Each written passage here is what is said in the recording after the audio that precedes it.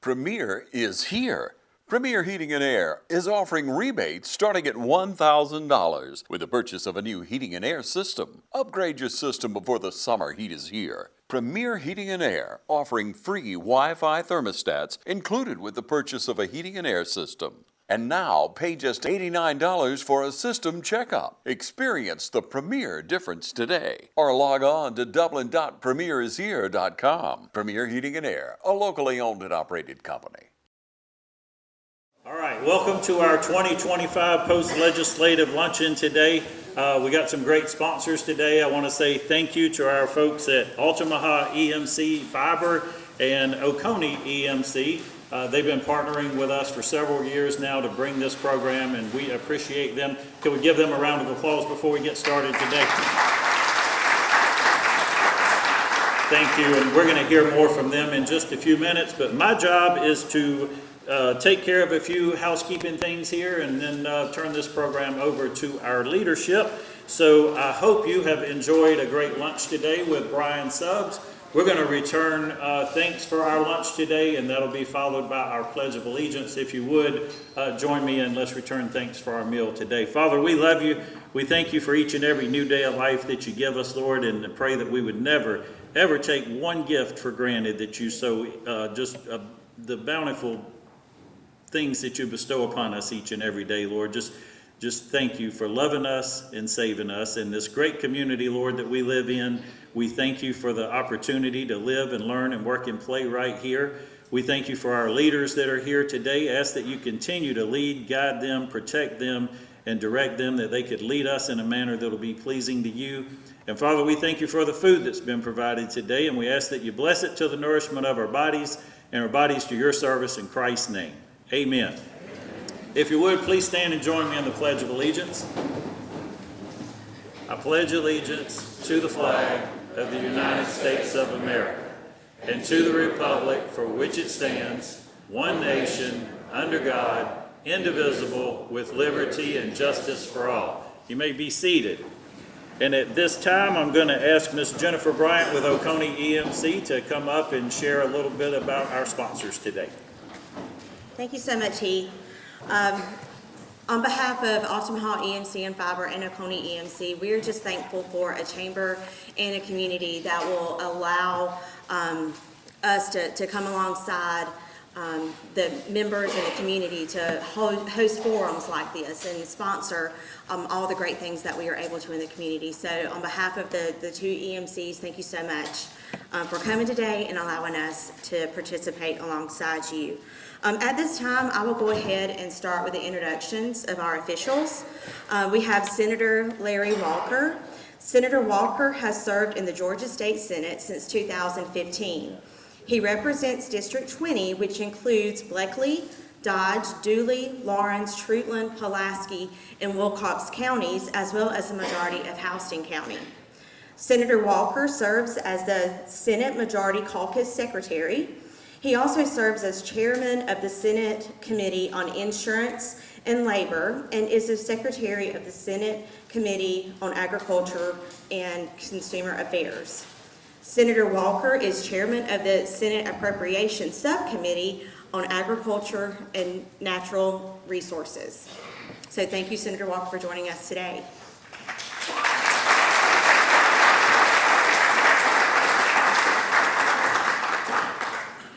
Also with us today is Representative Matt Hatchett.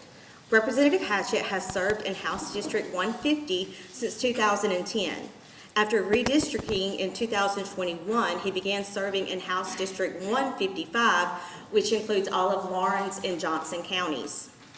Representative Hatchett serves as chairman of the House Appropriations Committee and is a member of the Economic Development and Tourism Committee, Energies, Utilities, and Telecommunications Committee, Health and Human Services Committee, Special Committee on Resource Management, Rural Development and the Rules Committee. And in September of 2013, Representative Hatchett was elected by his peers to serve as the chairman of the House Majority Caucus. He served as the Majority Caucus chairman until July of 2021, when he again was elected by the Majority Caucus to serve as the Majority Whip. In December of 2022, Representative Hatchett was appointed as the chairman of the House Appropriations Committee. Thank you for joining us, Representative Hatchett.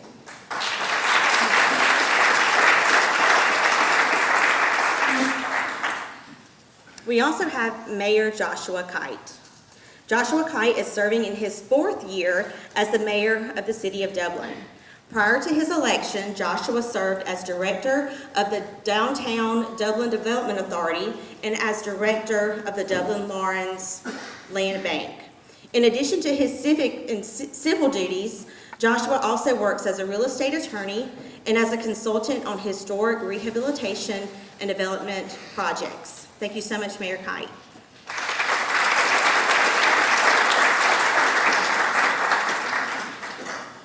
Last but not least, we have Brian Rogers, the Lawrence County Administrator. Brian is a graduate of Georgia Southern University with a master's in public administration. He has served as a county administrator for 30 years, with 23 of those years being in Lawrence County. Brian is also a past president of the Georgia Association of County Managers and Administrators. Thank you so much, Brian Rogers.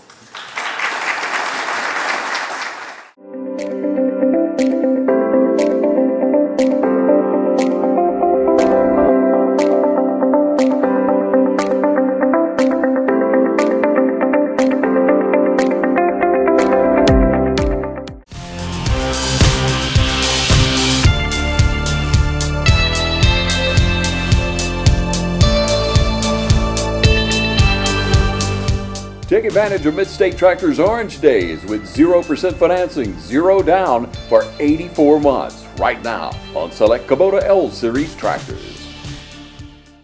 Now at this time, we'll give each of you an opportunity to speak on the things that interest you and things that you have seen come through this session. Well, hello, everybody. It's great to be here. I always enjoy this opportunity to come over and go over what we worked on during the prior session. We're going to try something a little different today. I hope it works. Chairman Hatchett and I are going to tag team on this little PowerPoint deal I put together. But I want to first thank the Dublin Lawrence Chamber of Commerce for putting this on, and I always look forward to that. And I want to thank our sponsors, Altamaha, EMC, and Fiber, and Oconee EMC for generously sponsoring this event. On the legislative session, it was a hard-working but productive session. We worked on a lot of things. I think you could put it under a theme of security, a lot of what we worked on. So we worked to ensure your physical security, and I'm talking about our work we did with our prison systems and work we did certainly around school safety, economic security with lawsuit reform, and some occupational licensing streamlining that Chairman Hatchett and I worked very closely together on, and some budget issues and tax issues that I hope Chairman Hatchett is going to drill down on. Securing our future with changes to our education system, opportunities related to child care tax credits and opportunities there, so securing our future, and then securing our rights and freedoms as far as our faith and our liberties with the Religious Freedom Restoration Act that we passed, and some other things we did to ensure that Georgia remains a great state to live, work, and play, and we can exercise our freedom. So I will start trying to operate this PowerPoint, and I'm going to hand the mic to Chairman Hatchett because I think one of the first slides relates to money, and he's the money man.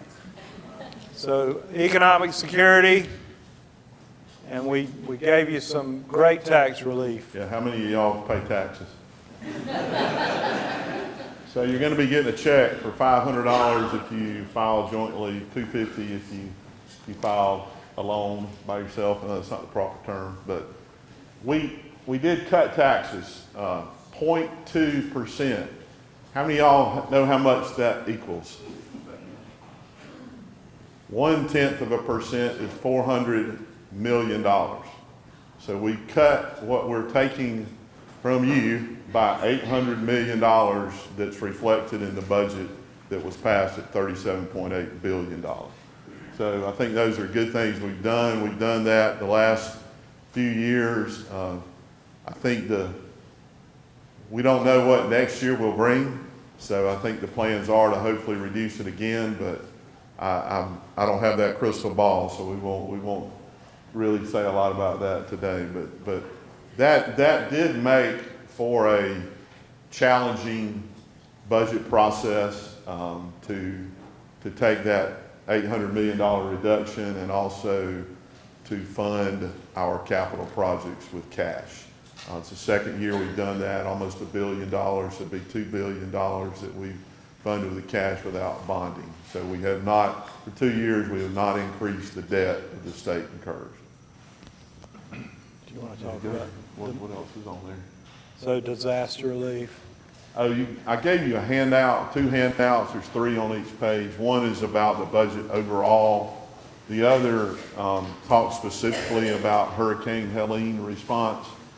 And I already got one question about House Bill 223, which involves the tax credits. Basically, it's a $200 million tax credit. You do have to reforest. It's based on an appraisal of the land. I don't know how the timing all going to work, and I know that there will be announcements coming down the pipe once all the instructions are completed as to how to actually work that out. But we did a lot. We did all, including that, over $1 billion in relief to our timber and farmers and others. It was very much on our minds, our being those that lived in the path of the hurricane, that we had to do more than we did with Michael, because it was much more, there was much more destruction. Y'all know that, you live here. But convincing our colleagues that don't live here was not as easy a task as you would have thought it was. During that bill presentation in the House, I'm not sure in the Senate, but there were questions about, well, isn't this so-and-so's responsibility, or why are we doing this? And I don't hardly ever get up and make comments, not that I prepared from the well, but I did that day because I had to make sure they realized that this changed our state forever. And many of them just still, they just haven't been and haven't seen. So, like, the bill passed. I don't think the bill wouldn't have passed, but there were questions doubting that this was needed. So I don't know how the Senate, reaction was to it. Or, Well, it was it was a tough budget, and we definitely had to really look at our priorities. But this was a big priority for us because we knew how devastating Hurricane Helene was, an unprecedented storm. And on that topic, I do want to thank our EMCs and Georgia Power for their remarkable response to that. I think it's incredible the job they did to get power restored and get people back to some semblance of normalcy in their life. And I wish you all would please give them a big round of applause today.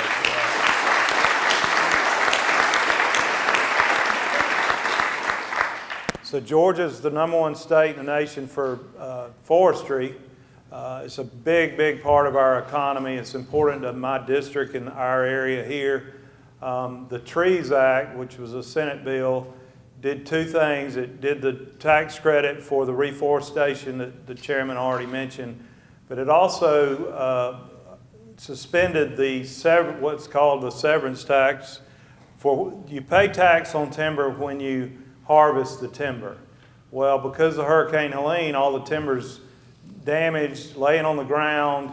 The cost to harvest it is astronomically higher than a normal stand of timber, and the value of the timber is just pennies on the dollar what it would normally be. So to try to help our timber growers, our foresters, we suspended the the severance tax for a year to encourage them to harvest what they can and salvage what they can. And the state backfilled that. That's local revenue that's lost when we did that. And the state backfilled that revenue from the state budget.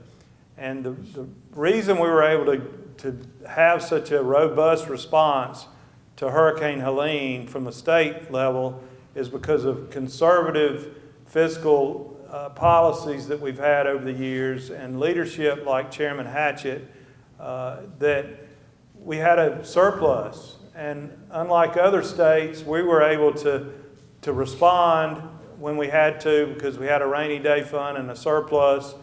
And we also, all along that way, were able to return tax dollars to you in these refunds of your taxes. So Washington, D.C., as we know, is broken.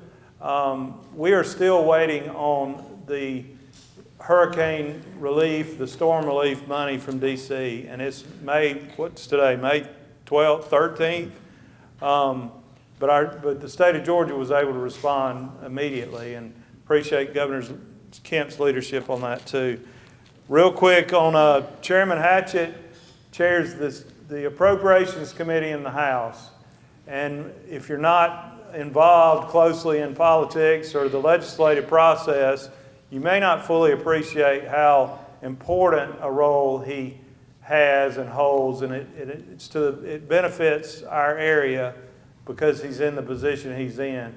He works tirelessly all year long on the budget, and the budget originates in the House. So his fingerprints are all over the state's budget every year, and he has influence over what goes in or doesn't go in the budget. And so I appreciate his friendship and his support of the things I ask him to help me with, and I know it's a big asset to his district that he's in that position, and it shows that his colleagues trust him and appreciate and value his wisdom and judgment and leadership, and it's a huge role. I just can't stress that enough.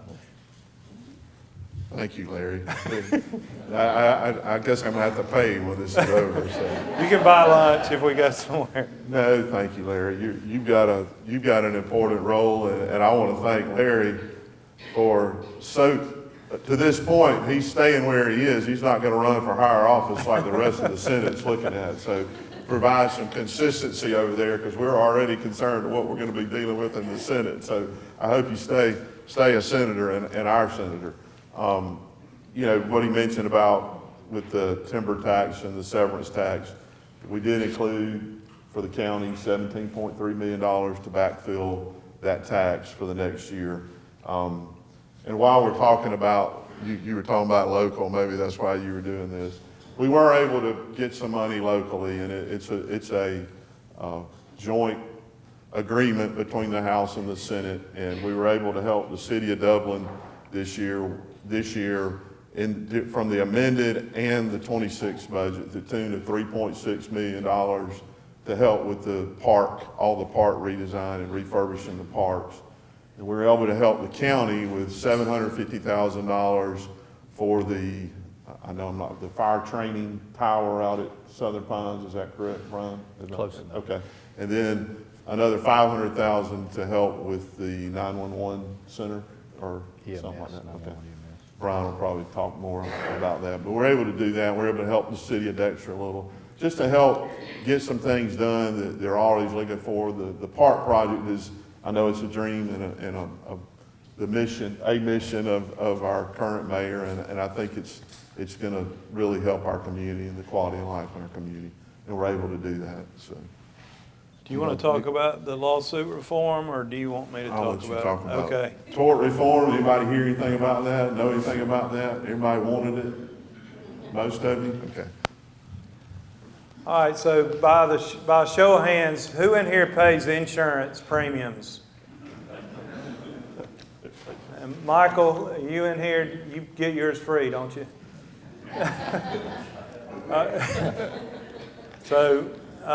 My good friend Michael Maffitt's been chewing on me for about 5 years about what are we going to do about our legal environment here in Georgia because we've seen insurance rates continue to climb.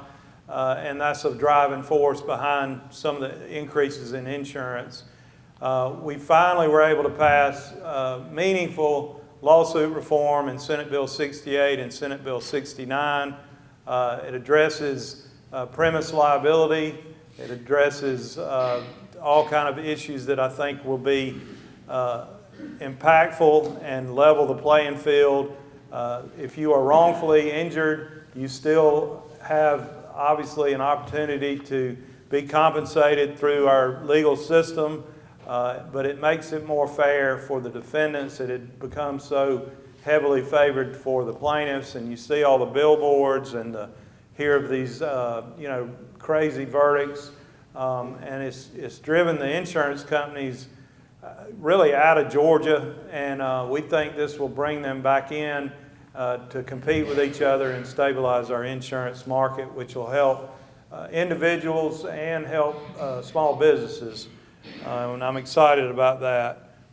All right, so I've told you that part of our initiative, it all kind of surrounds security, but your personal security and safety is a big issue when you have males trying to play in women's sports. So there's the physical safety issue of that. There's the privacy issue with regard to locker rooms and that kind of thing. And when you have teams that are traveling and lodging the kids together or students together. So we made it clear that girls' sports is for girls, not boys.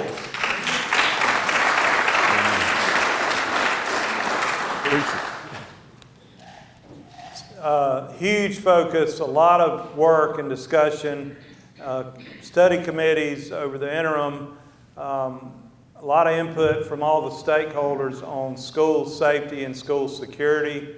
The state of Georgia had already begun under Governor Kemp's leadership to give school security grants. I believe they were $50,000 per school for, I believe, 2 years.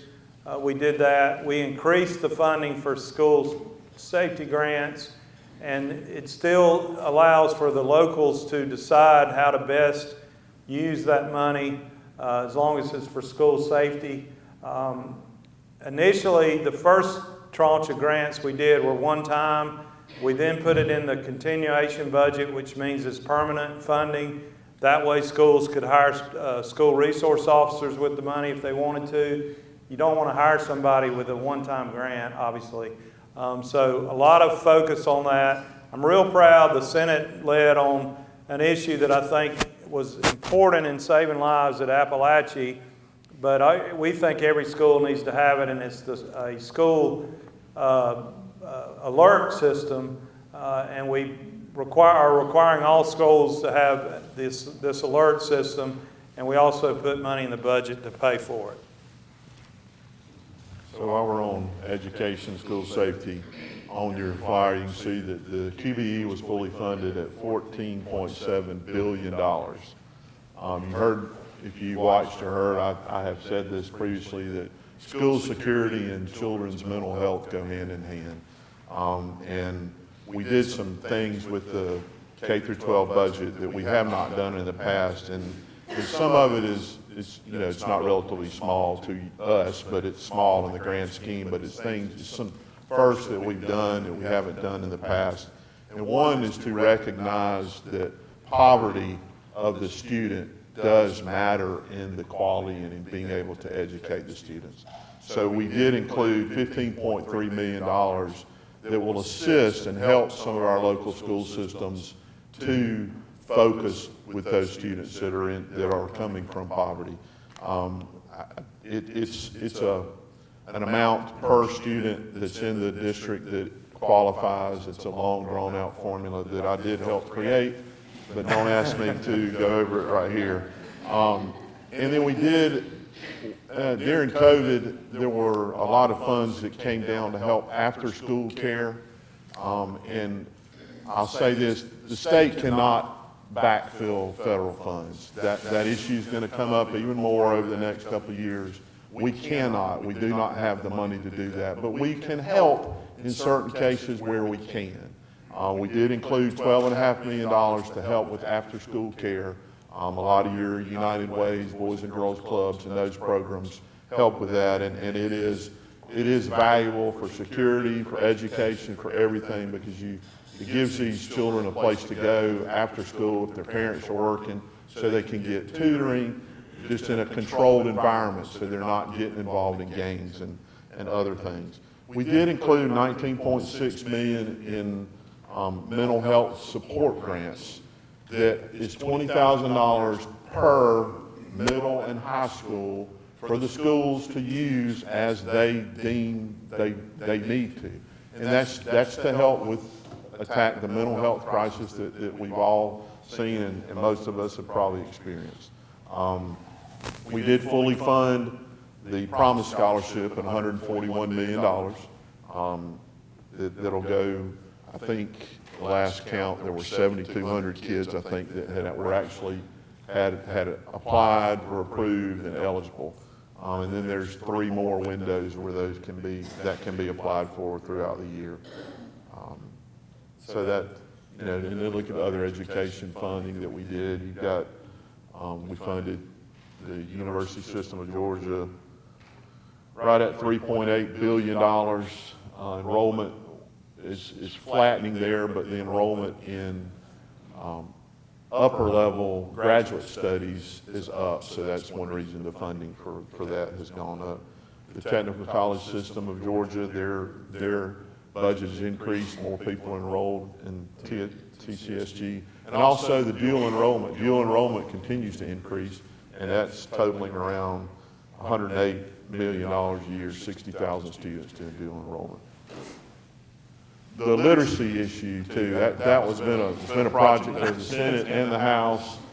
We put in, I think, $22.7 million to help with literacy. I've said this a lot. Since when did reading become something that we needed to worry about? But over the years, the way we taught children how to read changed. Well, they have come back and decided that, you know what, the way we used to teach reading is the way we need to be doing it.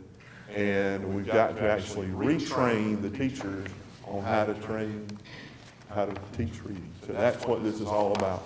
So it technically should not continue in perpetuity, because your teachers that will be coming out that are educated on how to teach are going to be teaching how to read like we all learn how to read. So Chairman Hatchett gave you a lot of numbers surrounding education. To kind of boil it down, 50% roughly of the state budget goes to education. A full half of our budget, maybe a little bit more, 52% he tells me. So we realize how important education is and continue to show commitment to that. And it also, of course, feeds our workforce, and we all know that how critical that is and how tough it is to hire good people these days. So a lot of this effort is surrounding getting people trained to where they can have a good job and support their family, make a living, and supply our growing economy. Tied in with that, so oftentimes, is child care. And we have a large population of our talent that is unable to work or is challenged to work because they've got children at home that they've got to take care of. So we've continued to increase funding for what's called the CAPS program. That's CAPS. It's an acronym that stands for children something, I'm sure. But it's to subsidize for more of the low-income earners, subsidize their child care expense to enable them to have child care and get a job and get in the workforce, with the ultimate goal that they will increase their family's household income and continue to bring themselves out of poverty or out of that low income situation and be productive tax-paying folks in our society. It's also critical for businesses because they need those workers, so it answers that question. And the third thing it does is it encourages the development or building or increase in child care facilities, because there'll be more people needing those services and able to pay for it. So it has kind of a three-pronged approach, and it's really, really important for our economy and I think for this area. So I'm glad we continue to put money into CAPS, and we did, I think Senator Tillery maybe did no, Senator Strickland, I think, did a child care tax credit to also help offset the cost of child care. So that's a real positive that we're able to do. This is the last slide I have.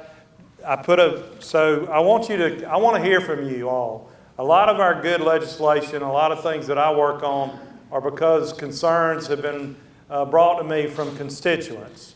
I'm not, the sharpest tool. I don't come up with all these great ideas. I need your ideas, and I want to be your voice at the Capitol. And the only way I can do that, because I do represent 8 counties, about 200,000 people, is I need to hear from you. I need to hear from you throughout the year. So if you will scan that QR code, you can connect with my office in Atlanta, and you will get my weekly newsletter during session, and you will get communications from me throughout the year. But you'll also be able to easily connect with me. The last thing, I put a newsletter on your table, and I wish you would take that and look at that in your free time later. But I do want to hear from you. I'm proud to serve you and want to hear from you. A couple of real quick things. So surrounding the hurricane and other natural disasters, and I do chair the Insurance and Labor Committee, I passed a bill to give some protection to the consumer. Oftentimes after a bad storm, we see contractors come in and try to take advantage of people, not legitimate contractors, unscrupulous contractors come in and try to take advantage of people when they're in a desperate situation, get them to sign contracts, sign over their insurance proceeds to them. They get a down payment check, so to speak, from the insurance company, and then they never come back or never show back up or do shoddy work if they do anything at all. So I passed a bill to give the consumer some protection and to prohibit insurance companies after a state of emergency natural disaster from assigning benefits to a contractor for 12 months after a storm. So I'm real proud of that measure. And then I worked really hard with Chairman Hatchett. He did a lot of heavy lifting to streamline our occupational licensing. And now the system will be, if you submit all the correct paperwork and have passed your test or any of the requirements for your license, the staff at the Professional Licensing Board will be able to check those boxes and issue your license and not have to wait for the board to meet in 3 months and to, review every license. So it's a whole different paradigm shift there, and I think we're going to see a great improvement on the efficiency of you getting your license and your license renewed timely and getting all these new people that are coming into Georgia to work. Thank you, Larry. Thanks for touching on the licensing issue. I think you're going to see, we're going to continue to meet that, the Speaker and Lieutenant Governor established what they call a Blue Ribbon Commission because we received so many complaints about that whole process. And these are the initial changes we've done. You're probably going to see even more from the licensing area of maybe some of these boards actually going away and then becoming a registration where it still would qualify to meet all the licensing issues for other states. We're going to make sure all that happens. We tried that this year and it caught some people off guard, so we changed the legislation to keep that from happening right away. But I think you'll see some more registrations, even some of these boards cover a lot of different occupations and probably see carving some of those occupations out of those boards and making them registrations to really be able to get a little more control over those occupations. And I can elaborate on that a little more offline with some of you if you want to talk about that. But that's continued to be looked at. And as far as, and I'll wrap up just as quick as I can, as far as corrections and our prison system, you know, we put a lot of money into them between the amended and the 26 budget, over $800 million. The budget for corrections now is approaching $1.8 billion a year. And just a few years ago, it was under $1 billion. So a lot of things happen there. As they say, a lot of things happen on the way to the farm or whatever. But it's an issue where staffing was hurt a lot during COVID. I mean, not injured, but we lost a lot of staff in the Department of Corrections. Therefore, the inmates, our guests, started destroying the prisons because nobody was there to watch. We have put money in for what they call an OWL system that watches every prison in one room, and it's like the stuff you see on TV. You know, we didn't have that, but the technology exists, and that's going to be out there. We are having, our staffing numbers are increasing. We've increased the pay over 60% since 2021 for our corrections officers. It's working. People are coming back to work. We're getting them back. You know, it's a hard job. You walk in. How many of you would want to walk in for a 12-hour shift and you leave your phone? You can't have your phone in a prison. Prisoners have them, just kidding, but you can. So, Sheriff's laughing over there, or he's not laughing because he knows I'm telling the truth. But we're getting control over some of these issues that are serious, and you can't imagine what has been happening and been occurring. So it's probably going to be, there'll be more stuff in the news about that even than we know. But we're working on it. We're getting there, so they're safe for us, the public, the people that work there, and the inmates. And along telephones and cell phones, we did pass legislation that prevents a student from 8th grade and under, or 7th grade. Is it 8th or 7th grade? I think it's 8th grade. Or do y'all know in the education world, is it 8th grade or 7th? Okay. You cannot have a phone in the room. Can't have your cell phone in the room. They can have their phone at school, and they, you know, when they walk in the room, they put it in a little bag. Each school will probably do it different, but they put it away, so they have to focus on the teacher. And then when they leave the room, they get it back. So that is taking place. It's funny, I got a call like 3 days after that from a principal that you all probably know, like, hey, we got to do that for every grade. We got to go all the way. I said, I'm sorry, that's all we can do right now. I said, but you can do that locally if you want to.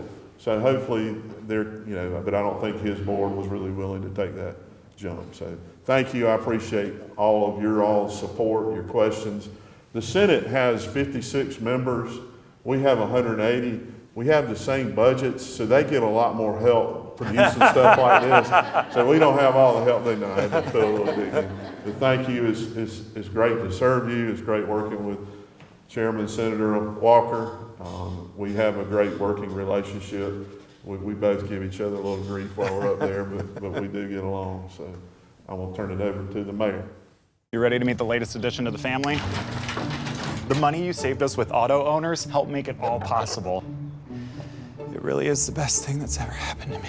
Excuse me? Third best thing. Third best thing. Auto Owners offers discounts for life, home, car, and business insurance because they think the more you protect, the more you should save. That's simple human sense. Ask Curry Maffett Insurance in Dublin and Augusta if auto owners make sense for you. When someone says the word bank, what comes to mind? For most folks, it's probably money or loans. Maybe it's false. The problem is, these are all just things. And a bank is not a collection of things. A bank is a collection of stories. If you've been around long enough, you've heard one of us say, it pays to bank blue. The hero of our story is you. Every home bought, every business opened, every dream secured has been your story. We've just had a front row seat, and we can't wait to see what you do next. Thank you, Matt. Thank you, Larry. That was a great update. I would probably got to start by saying thank you to Matt and Larry for being able to work out $3.5 million for our city parks program. And that's something that I think all of you guys are going to see in the next couple of years. We were able over the last 2 years to produce a parks master plan that will renovate practically all the parks in the city of Dublin. The major focus of this $3.5 million grant will be Springdale Park. So Springdale Park was built in the late 80s and the early 90s primarily as a sports complex. Obviously, once Southern Pines was built, Southern Pines sort of took over that role for recreation, and Springdale was, I'm not going to say it was abandoned, but it just didn't get the capital investment that it really needed over the last several decades.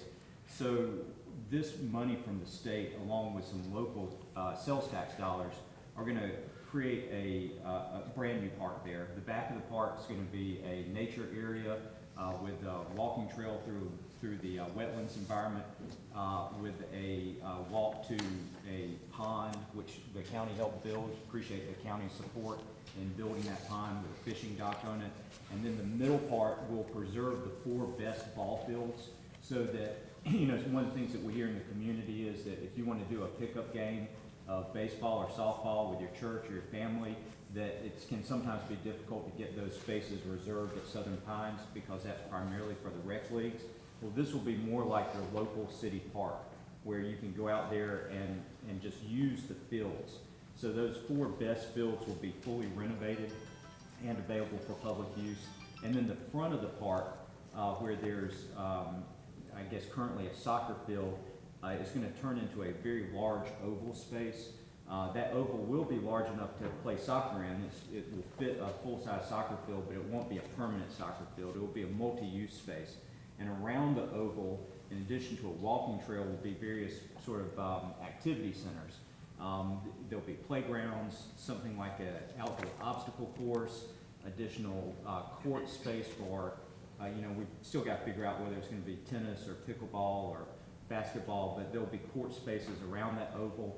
So and there'll also be I don't know how you call it, it's like a viewing area. It's a built-up area that you can sort of walk up to the top of it. It'll have shade and trees across it, and from that space, you can look out over the entirety of the park. So it's going to, the plans of it, if you haven't seen it, the plans are beautiful.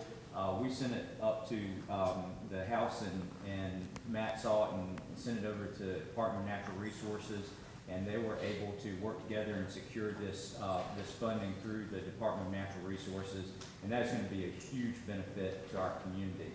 In addition to Springdale Park, you may have seen some of the work that has started at Hilburn Park. That work includes a walking trail that will be lighted. We're going to put pickleball courts back in there most likely. We're working with the school system for, you know, making sure that there's good circulation of pedestrian circulation around that park. You know, I went to Moore Street School whenever I was growing up, and that road that separates the school from the park was always sort of an issue. Well, we're going to take up part of that road and expand the margin around the baseball field so that it'll be easier to walk and view from that side there. We don't need that full road anymore because it's just parking now. In addition to that, this year we're going to finish the Oconee Gym renovation project. That's turned into a over $3 million project. Again, we partnered with the county, and Brenda Chain helped secure $500,000 from the county to assist with this project. You can go out there now and see the windows have been opened up. There's going to be a full new wooden basketball floor in there for full-size basketball courts. There's also going to be room around the edges for gym equipment and other educational space. So this is going to be a fantastic benefit to the community there. In addition to the Hilburn Park, the Oconee Gym, the Springdale, we're also doing major investments at Pritchett Street Park, which is in the Telfair District. That has gotten totally new playground equipment. We're also going to resurface the basketball courts and put in some lighting and walking trail area there. So we're talking about probably over $10 to $15 million of investment in our local parks. over this 5-year period.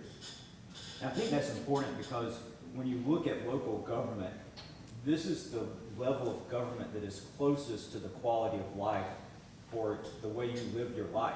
And I think it's definitely my view and the view of the City Council that quality of life has lots of different ingredients to it. The first layer, of course, is safety. And I can talk more about what we're doing to increase safety in our community, to fight gangs, to provide the police with technology, to tackle some issues, whether it's vape shops or loud noises from cars or to dilapidated housing. But safety is that sort of fundamental layer. But once you get beyond safety, then you've got to talk about things like recreation and beautification. And that all goes into the experience of whether you want to live in a town or not.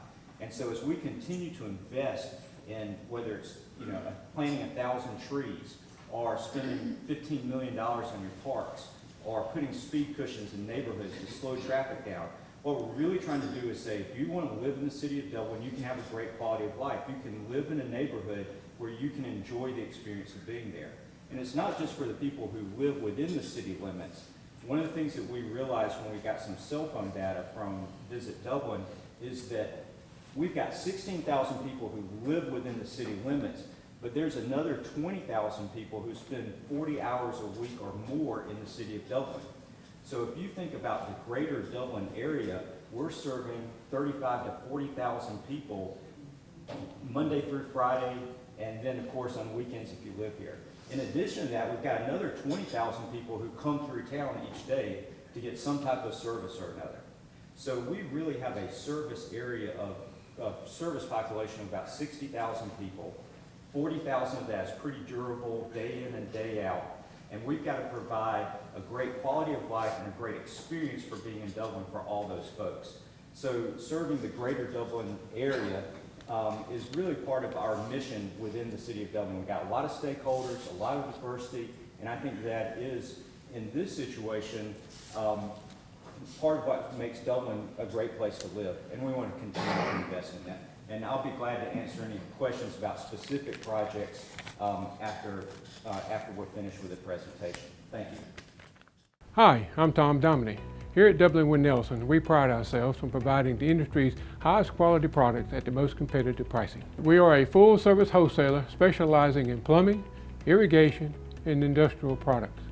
With a staff that collectively offers more than 50 years of expertise, our team knows your industry, and we can answer your questions and help you get the parts and equipment you need. From Moen to Renee, we carry the plumbing, irrigation, and industrial products you need from the brands you trust. We also carry a great lineup of Milwaukee tools. At Dublin Wind Nelson, our goal is the long-term success of your business. We achieve that goal with a simple commitment, doing things right, one customer at a time. If you have a question, or if you're looking for a hard-to-find part, give us a call. Our experts are ready to help. Order online, give us a call, or come by at 507 Airport Road in Dublin. We're committed to building long-term relationships with our customers by earning your business every day.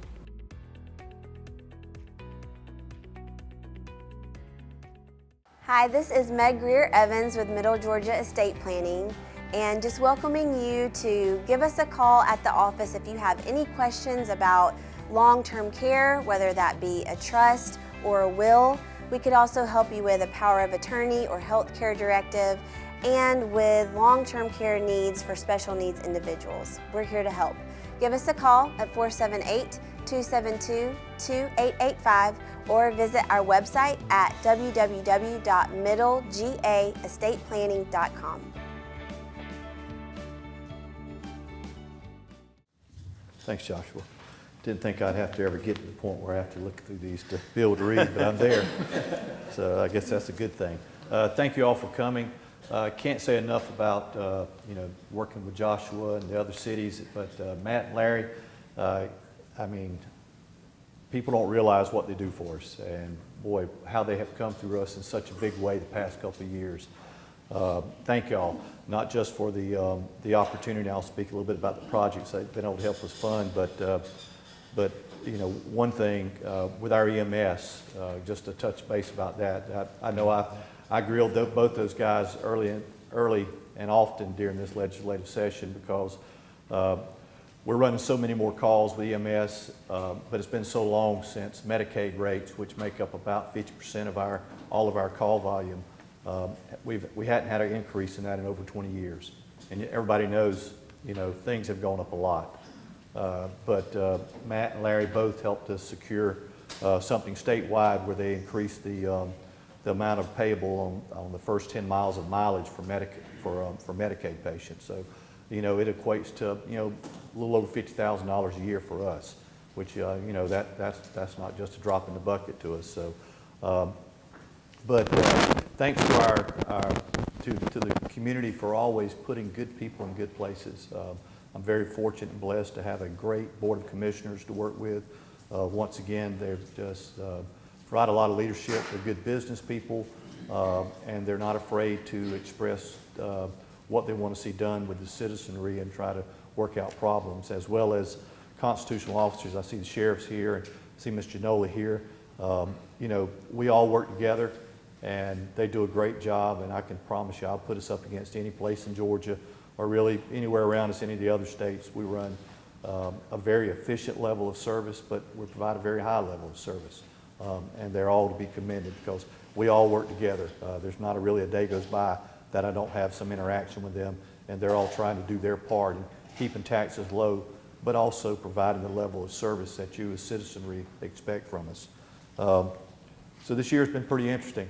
A lot of firsts for me, and that's kind of hard to say when you've been being a county administrator for over 30 years, but we started off our year with Hurricane Helene.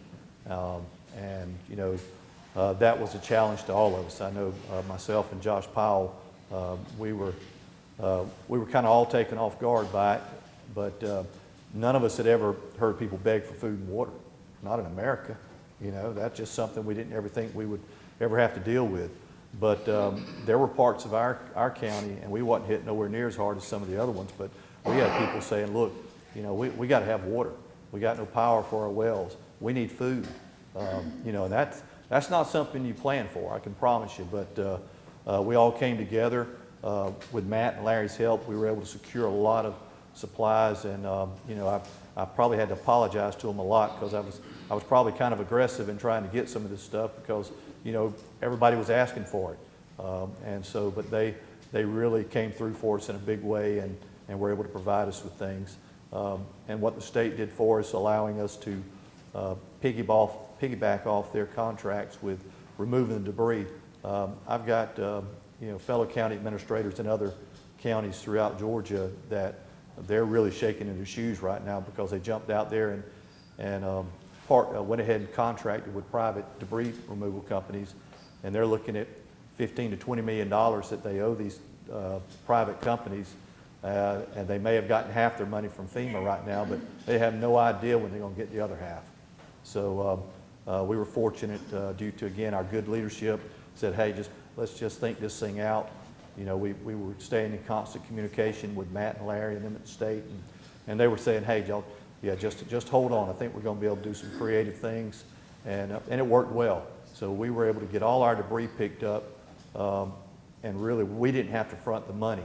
And we had a lot of things we had to do from the get-go to, for the initial push and things like that. But when it comes to the extremely costly items of moving that debris, the state put the money out there. We had to deal with some of the nuances of having the feds in here with the Corps of Engineers and people, but it saved us a ton of money. And you look at the millions of dollars that's out there, those are dollars we had in the bank that would not have been earning interest, which is a good deal of money these days that help keep our taxes low. So Matt, Larry, thank y'all. That was huge. Unless you're right in the middle of that stuff, you really don't understand it. I was very pleased with all our public safety and emergency services that worked during those times. You always wonder how you're going to react. Well, everybody reacted just like their training, said they should. And we all worked together, the city of Dublin, Orange County. There were no lines. It was just lines of communication. What do you need? It goes with, the people with Ottawa Hall and Oconee and Little Muggy and Georgia Power. We all got to know each other way too well during that time. So just wanted to start off by saying thank you to y'all for that. And hopefully we won't have another issue like that in the future, but we learned a lot and can take that educational opportunities that we had, and if it comes up, I'm sure we'll perform even better. But Matt touched briefly on the EMS substation. One thing we're constantly dealing with is just the extreme call volume and the shortage of EMTs and paramedics, and I've talked about that so many times up here. But we're putting in a new substation. We're taking the supervisors who have in the past, because of money savings, off the actual ambulance. We're putting them in the substation coordinating, and then we're backfilling that slot with some part-time people and using our fire medics to be able to provide an extra ambulance during our high call volume. So, we're trying to get creative as we can to keep costs down. Right now, we have to subsidize our EMS at around $400,000 a year. That's good when you look at, we're almost a $3 million budget. Some of the other counties and stuff around are, way over $1 million in subsidizing it. But there again, our board gives us very large leeway to do the things we need to do. The other link in that, and I think our new hospital administration, Brad, back there, but we get a lot of cooperation from them, because we have to get our paramedics, our ambulances in and out. A lot of times you have places where you can get the patient there to the hospital, but they stay tied up in the emergency room before they can get them unloaded. We have a special relationship with our local hospital. They're great about getting us in there, getting the patient unloaded, and getting our guys 10-8 again where they can be there to answer another call. So, that type of cooperation, trust me, we transport patients everywhere across, the state of Georgia and the Southeast, and it's not like that everywhere, but it's because of great lines of communication that we have with them. The substation will allow us to better strategically put our people where they need to be. We would not have been able to go ahead and do that had not the state, through Matt and Larry's help, getting us that $500,000 to do it. So thank you for that. The other thing we were able to get through the state was a joint project that Josh Powell and I have been looking at several times, but a new burn building for our firefighter training. It's huge ISO points. If you don't know what ISO is, that's what keeps your property insurance a lot lower. So ours is pretty much from all the years of training and setting it on fire and everything else and putting it out, it's just about to fall in, to the point we were only getting half points for our ISO. With the state's help, we're getting that $750,000, and we're going to try to get that project going in a hurry so we can make it in time to get the next round of ISO, so that we'll get all of those points and it'll keep that rating low. So that's going to be a big project. It'll be something that the City of Dublin, as well as our volunteer firemen, will be able to utilize together, and it'll be a great addition to our community. Focusing a lot on our public works. We've got a lot of old drainage structures. We're 825 square miles. We got a lot of dirt roads, a lot of paved roads, a lot of water running all through those roads. So it's been a long time. When you think pipes usually are scheduled to last, back then when they were put in there, 25 to 30 years. Some of those pipes are at 35 and 40 years. So we're having to make a lot of effort cutting paved roads, cutting main routes, replacing those pipes with new stuff, working on bridges. So unfortunately this year, there'll probably be some inconveniences scattered around, because those things take time to do, and there'll be roads that'll be shut down for several days at a time, and we'll try to do a great job of notifying the public and giving people time to adjust their routes accordingly, especially going to work and going to school. Economic development. The commissioners just recently met, just trying to frame up what our economic development looks like, through in the future. And we had some very good conversation. I'd like to commend our development authority members. They're doing a great job. Economic development is the lifeblood of community. If we don't have jobs, people don't have money to spend, and that's just it. So, you can have all the amenities you want, but you're not going to have much of a quality of life if you ain't got a good paying job to, to raise a family with. So we're going to be, making that a main focus, this year and years to come. It's not a hard metric to look at. High-paying jobs, that's what we're going after.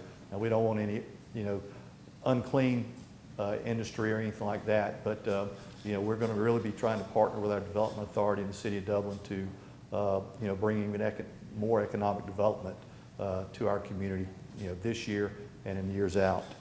Don't know how many of y'all go to our airport. I know Michael, he's a pilot. There's a lot of other people out here. If you hadn't been to our local airport lately, you really need to just go out there and see all the planes that are landing. We've really partnered well with the Aviation College at Middle Georgia. We have a lot of their students that are coming through here, doing their training here just because of where we're located. They can land here, go take a courtesy car and go give them something to eat. I don't think I'm going to insult anybody from Dodge County here, but we got a much better location here at our airport. So we're getting a lot of activity coming through there, but we've got a lot of corporate hangars that are starting to be built out there. If you're flying a jet, you may be based out of Atlanta, but that pilot can be in Atlanta and pick somebody up in 15 minutes and have their jet here because we've got the available space. So that's something we're trying to get out there and market more. It's a very fine tax base. They buy a lot of fuel also, and we're going to try to continue to improve on that. One last thing I'll speak about is our animal control program. It seems like we can pick up and spay and neuter animals as much as we, it's just a constant problem. We feel like we're getting a lot of stuff, filtering out from a lot of the other counties coming into Lawrence County, but we were able to construct a just first-class facility out there close to the airport, and it's really second to none. And we're trying to really encourage adoption now. We've got several rescues that handle probably 85 to 90% of that for us right now, but we're really trying to start encouraging a lot of local people to come out there and look at what we got, trying to make it an easier process and a much more economical process for someone that's looking for a dog, or cat.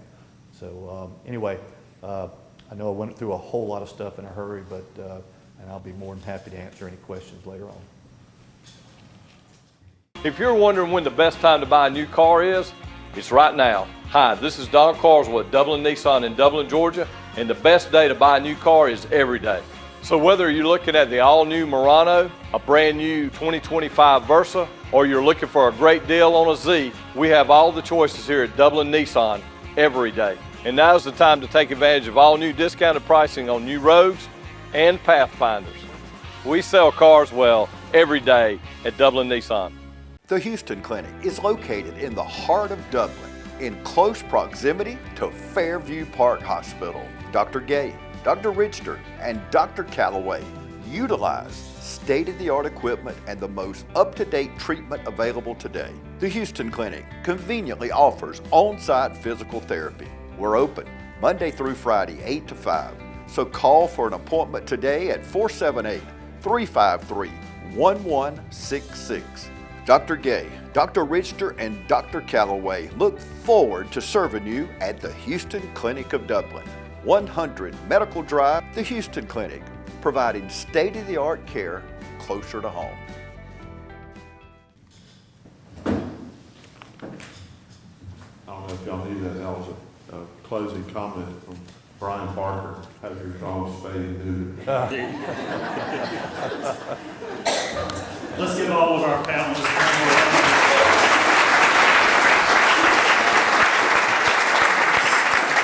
All right, we do have about 10 or 12 minutes for questions. Does anybody have a question you would like to ask? Yes, ma'am.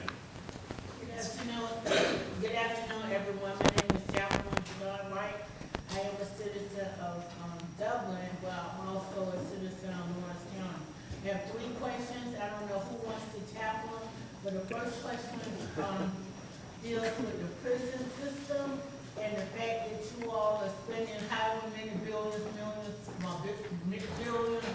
of dollars. Whatever happened to having prisoners clean up the different parts of the city? Number 2, what happened to the defects fund for these people who had food stamps, and it's 11,000 people who are reported they can't get their food stamp money? And number 3, how about employing more Georgians around here since the COVID? Seems like nobody wants to work anymore. Whoever Okay, wants to all right. tackle it. Let's start with the question on the prison, if we could, and I think even city and county can address that as well. Matt, if you'd like to start with that.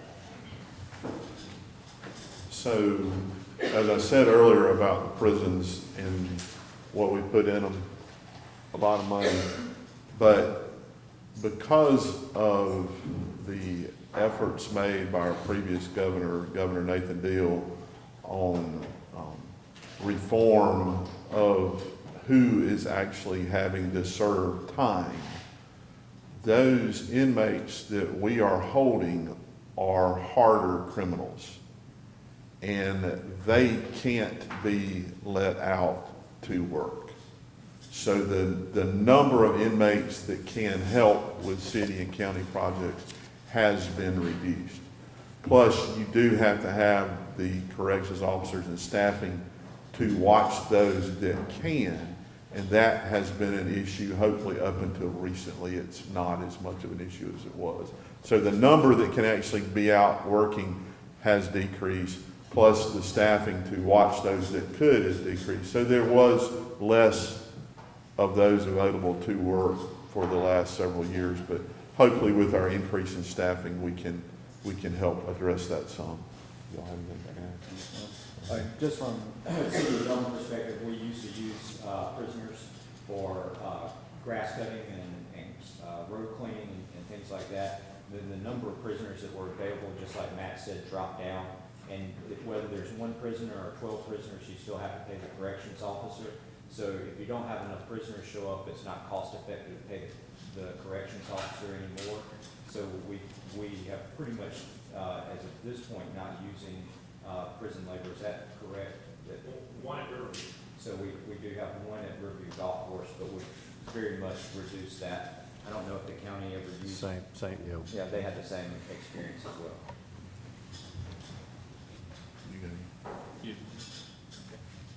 And I missed the second one was, Defects, those 11,000 people that cannot seem to get through to the state offices to find out where their food stamps are. is anybody aware of an issue? That's the first I've heard of that. So. It was reported on WMAZ all yesterday and the day before, and on how many people who, since Hurricane Helene, have lost their food stamps and reduced down to 54 cents and 64 cents for a family of 4 or 5.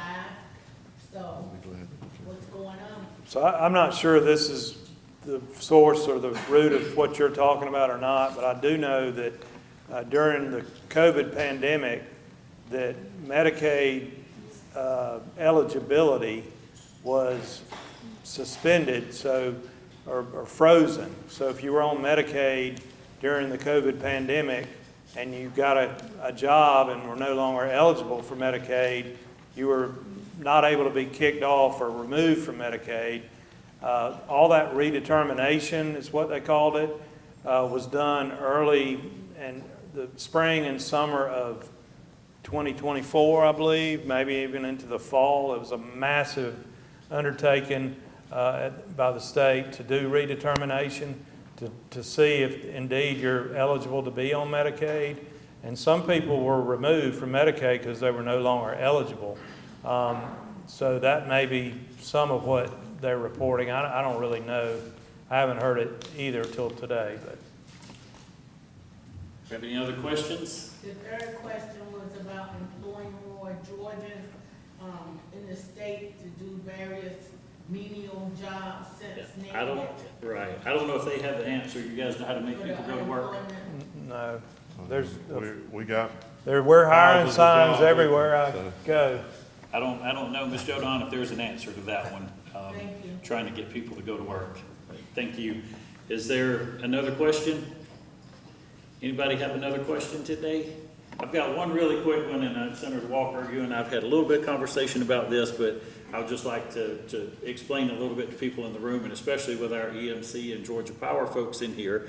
There is some legislation being considered. I think you hopefully feel pretty certain that it will not pass, but it's Senate Bill 203, and it is pertaining to solar panels and solar customers and those costs being shared by consumers that are not solar users. Can you talk a little bit about that? Yeah, so I think what you're talking about is really kind of consumer solar, where you have solar panels on the roof of your home. There was a pilot project a few years ago where I think 5,000 people were able to get solar panels on their home, and they were able to sell the excess power, or when they were at non-peak hours and had excess power generated by those panels, they were able to sell that power back to the provider, back onto the grid. The thing that is unfair about that is that it did not account for any of the massive overhead and maintenance and investment that all the utility companies have in building the grid and maintaining the grid and coming out at 3 in the morning to get the lights back on if there's a storm. It didn't account for any of that. So what ends up happening is that those of us that don't have a solar panel on our roof are subsidizing. All the other ratepayers are subsidizing that individual for their power. It's called net metering. And I'm staunchly opposed to that. I think it is totally unfair and not sustainable economically. And if anything we've learned from Hurricane Helene is having a stable, secure, affordable power source is absolutely critical to all of us. And we do not need to undermine that with a harebrained California idea like solar net metering. Thank you. Y'all clear how I feel about that, I hope. Thank you. Thank you. I'm going to close with just stating, I'm glad Senator Walker left this QR code up here. These guys do, I know sometimes you may feel like I'm bugging this person or I'm aggravating this person. They want to hear from you. They need to hear from you. They're sharing their information with you, so give them some feedback. And especially, please, please, please, if it's good, I bet they would really love to hear some good news or some good feedback or a thank you every now and then. So, guys, we do appreciate you. I think we are certainly blessed, not only in our state, but in our community here, not to have to deal with things that a lot of folks are dealing with all across our country. And that's thanks to the leadership, a lot of the leadership which we have in this room today. So let's give these gentlemen one more round of applause. Before we close, I do want to say one more thank you and give one more round of applause to our folks at Altamaha and Oconee, Altamaha Fiber and Oconee EMC. Thank you guys for sponsoring today. And thank you all for coming out today, helping us make it another great day for business in Dublin and Lawrence County.